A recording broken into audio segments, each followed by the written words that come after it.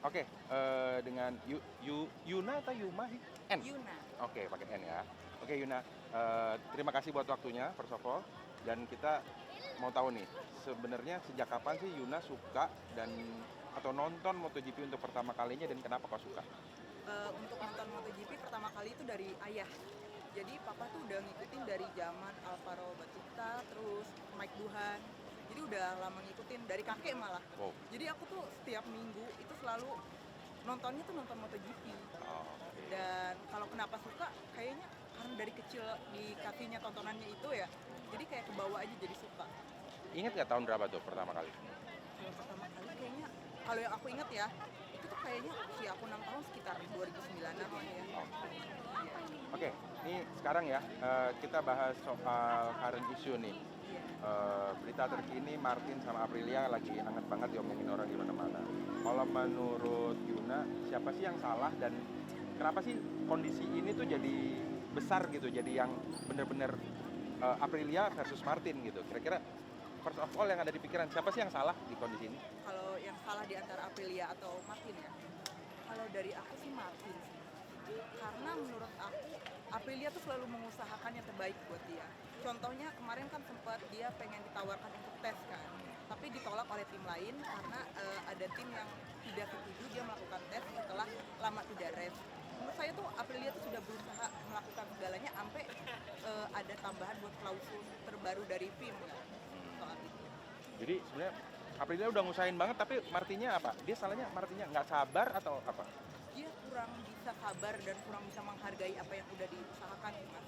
Contohnya tuh aku tuh percaya banget ya kalau Martin tuh ngelihatnya dari yang buruknya dulu daripada yang baiknya. Keren, keren perspektif. Oke. Oke. Eh, potret.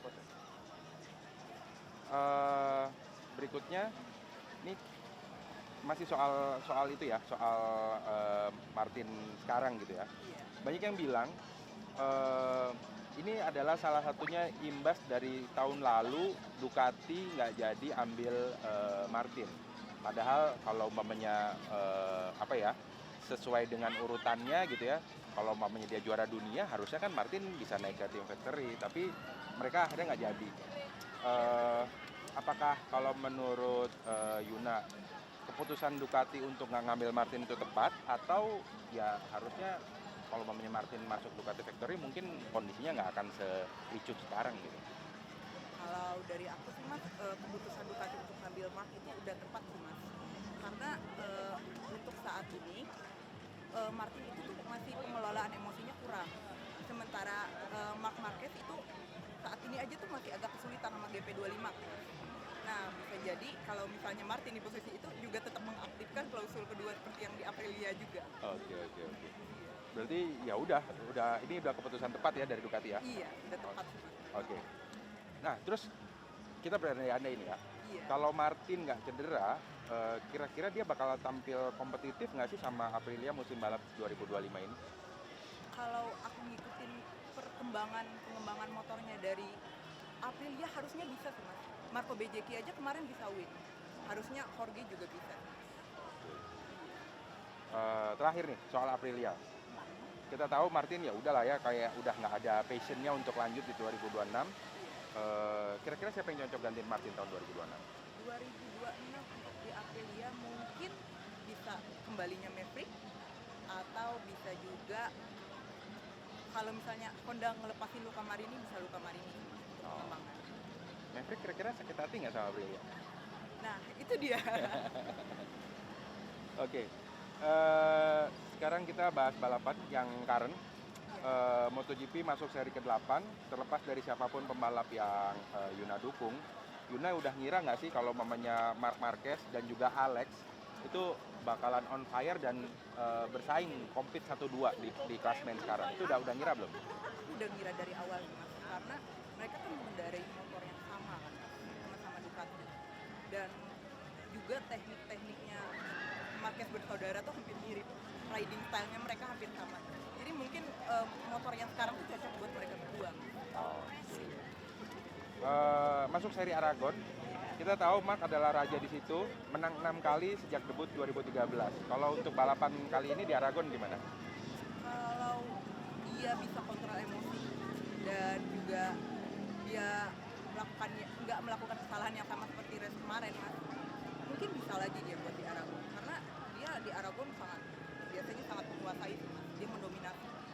Oke, kita sama-sama tahu 3 balapan terakhir Mark nggak juara. Selalu ada aja masalahnya. Tapi di 2 balapan terakhir, meskipun balapannya kacau banget ya, red flag, terus habis itu bike swap segala macem, dan peta persaingannya berubah, Mark selalu ada di podium. Siapapun yang kondisinya yang kayak gimana-gimana, Mark selalu ada di podium. Kira-kira apa sih yang membedakan Mark tuh sama pembalap lain dia bisa survive di kondisi-kondisi sulit? Mark itu ada alien, Mas. Adalah alien yang di saat rider lain nggak bisa, dia bisa. Dia tuh tipe orang yang pro rider. Jadi motornya apapun dia bisa, Mas. Dia kayak selalu mengusahakan yang terbaik, dan dia jujur rider yang paling menghargai sponsor dia. Oke, keren. Keren nih, Mark tuh alien. Jadi sebutan baby alien dulu tuh nggak berlebihan ya? Iya, enggak.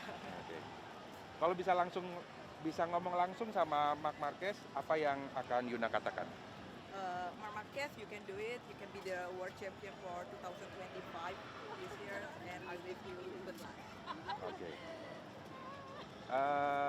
Marc Marquez tuh pimpinan klasmen sekarang, diikuti oleh Alex sama Pecco ya.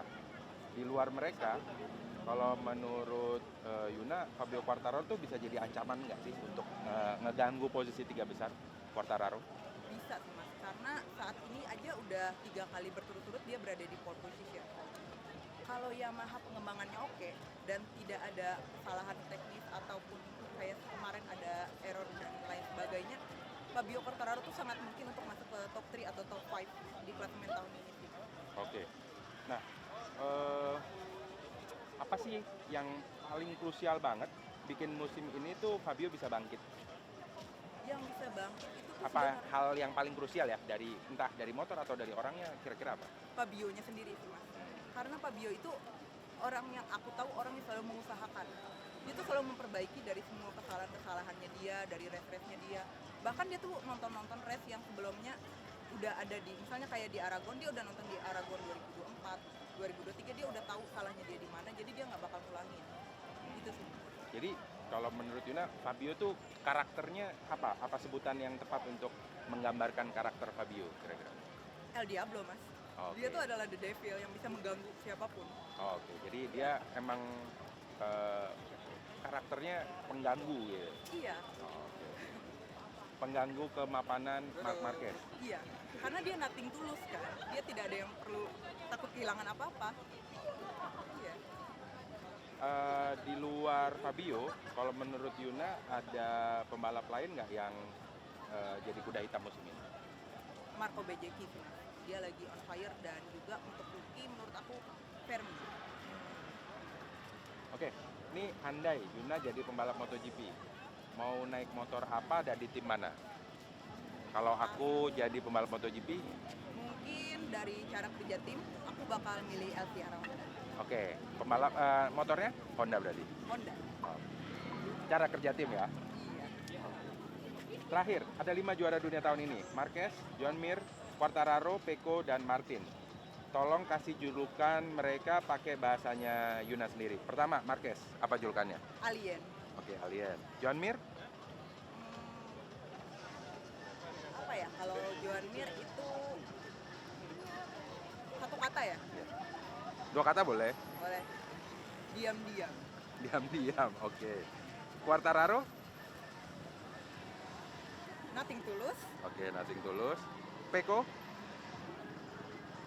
Bisa jadi juara dunia. Bisa jadi. Martin? Martin cepat sembuh. Oke. Sip. Thank you. Oke, Thank you, Yuna. Ya.